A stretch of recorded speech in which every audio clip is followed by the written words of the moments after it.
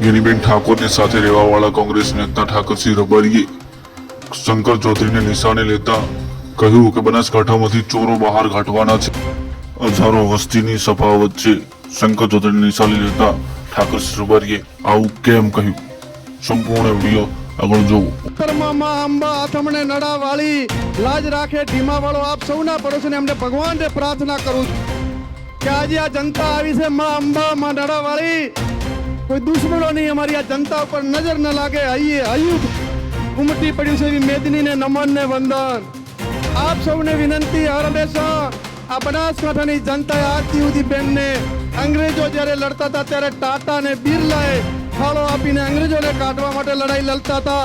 આ વખતે ઉદ્યોગપતિઓ ટાટા બિરલા નહીં, આપ સૌ અમારા ટાટા બિરલા બનીને દાતા બનીને આ ચોરા અંગ્રેજોને કાઢ્યા ચોરોને કાઢવા મેદાનો છે ત્યારે આપ સૌને નમન ને વંદન।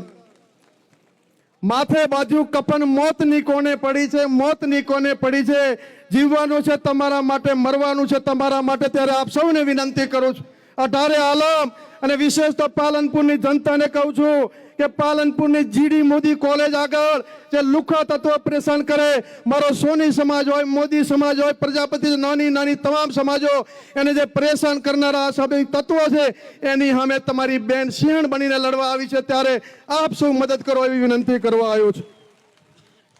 ખપી જનારની નહીં ખતમ કરનારની ખાપીઓ રચાય છે ત્યારે બનાસકાંઠા જિલ્લાની આન બાન શાન માટેની ચૂંટણી છે।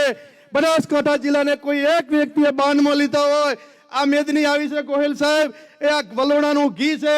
કાલે 16મી તારીખે આખા ગુજરાતમાંથી ડેરી અને બનાસ બેંકના પાવરથી લોકો આવવાના છે। આપ સૌ આવ્યા છો એ પ્રેમ ને ઉમળકાથી આવ્યા છો ત્યારે આપ સૌને નમન ને વંદન। વિશેષ